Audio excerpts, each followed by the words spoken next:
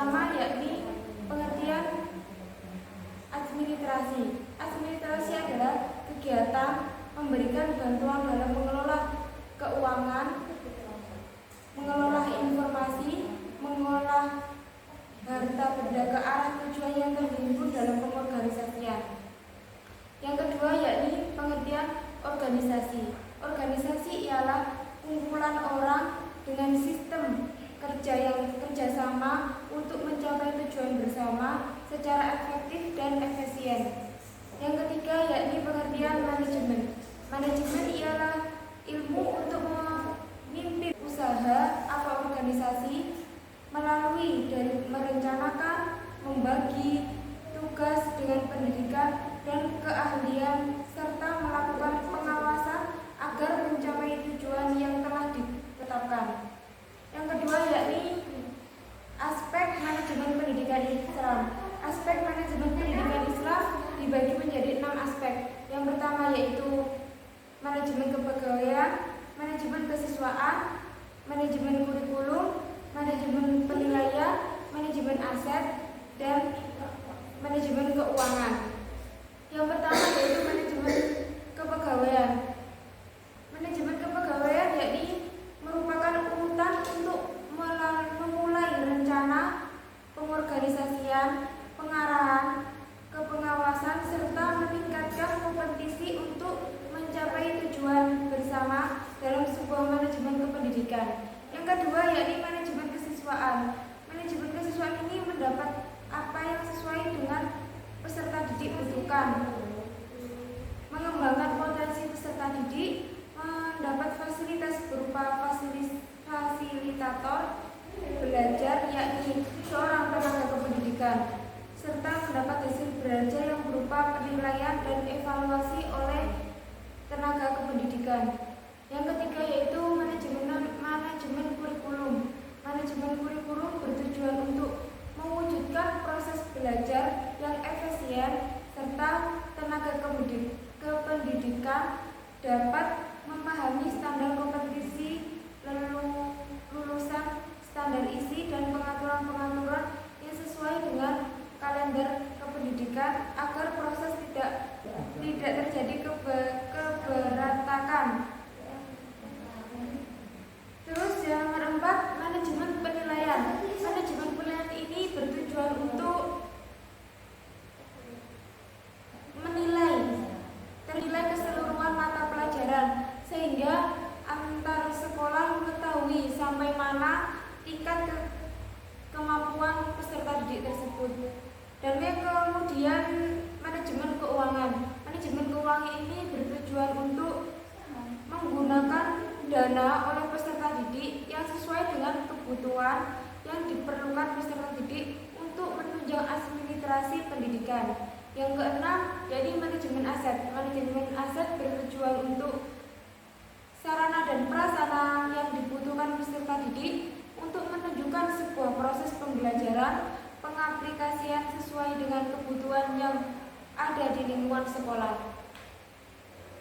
Kemudian fungsi manajemen dibagi menjadi 4. Yang pertama yaitu perencanaan planning, yang kedua pengorganisasian, yang ketiga pengarahan, dan yang keempat pengawasan.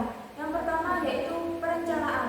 Perencanaan ini adalah penentu secara matang dan cerdas tentang apa yang dikerjakan di masa yang akan datang dalam rangka mencapai tujuan bersama dalam masa mendatang. Kemudian yang kedua pengorganisasian. Pengorganisasian ini adalah pengatur setelah adanya rencana. Dalam hal ini diatur tentang apa tugas pekerjaannya, macam dan jenis pekerjaan orang tersebut. Kemudian yang ketiga pengarahan. Pengarahan merupakan pengarahan yang diberikan kepada bawahan sehingga mereka menjadi pegawai yang berpengetahuan dan akan bekerja efektif menuju sasaran yang telah ditetapkan oleh organisasi. Yang keempat yaitu pengawasan. Pengawasan adalah untuk melihat sejauh mana hasil tercapai terdiri dari 3 tahap, yaitu menetapkan standar pelaksanaan, yang nomor 2 mengukur pelaksanaan pekerjaan, yang nomor 3 menentukan kesenjangan antara pelaksana standar dan rencana. Kemudian pengertian kepemimpinan akan dijelaskan oleh teman saya, Afla. Silakan. Selanjutnya yakni pengertian kepemimpinan. Berikut merupakan definisi dari kepemimpinan berdasarkan para pakar. Yang pertama yakni menurut Coach Donald mendefinisikan kepemimpinan sebagai proses mempengaruhi sekelompok orang sehingga ia mau bekerja bersungguh-sungguh untuk tujuan kelompoknya. Yang kedua, menurut Grover Terry adalah kegiatan mempengaruhi orang-orang untuk mencapai tujuan bersama. Yang ketiga, yakni menurut Toha, kepemimpinan adalah aktivitas untuk mempengaruhi orang lain supaya mereka mau diarahkan untuk mencapai tujuan tertentu. Jadi dari beberapa pendapat para pakar di atas, penulis mendefinisikan kepemimpinan adalah suatu usaha untuk mengarahkan, membimbing dan memotivasi serta bersama-sama mengatasi problem dalam proses pencapaian tujuan suatu organisasi. Selanjutnya yaitu kepemimpinan efektif. Yang pertama ya sidik. Seorang pemimpin itu harus selalu mengatakan kebenaran, jujur atau memiliki integritas pribadi yang tinggi. 2 yakni amanah. Seseorang pemimpin harus dapat dipercaya, bertanggung jawab dan selalu dapat menyelesaikan tugas-tugas. Yang ketiga yakni fatona. Seseorang pemimpin yang profesional serta mengutamakan keahlian, kecerdasan, kebijaksanaan dalam menyelesaikan tugas. Yang keempat yakni tablet. Seorang pemimpin harus mempunyai kemampuan untuk dapat menyampaikan,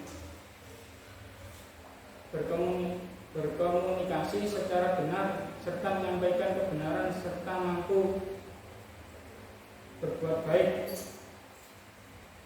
Selanjutnya yakni faktor-faktor pendidikan Islam. Yang pertama adalah faktor tujuan.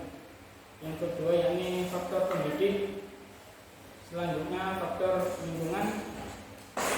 Kemudian faktor alat serta faktor anak didik. Jadi kesimpulannya, manajemen pendidikan Islam ialah itu dibuat untuk diimplementasikan sebaik-baiknya pada suatu lembaga pendidikan yang bertujuan untuk meningkatkannya level kesejahteraan kehidupan bangsa dan ilmu pengetahuan dan teknologi. Sekian dari kelompok kami. Mungkin ada yang mau bertanya, bisa tulis di kolom komentar di bawah ini. Dan apabila ada salah kata dari kelompok kami mohon maaf yang sebesar-besarnya. Wabillahi taufiq wal hidayah, wa ridha wal inayah.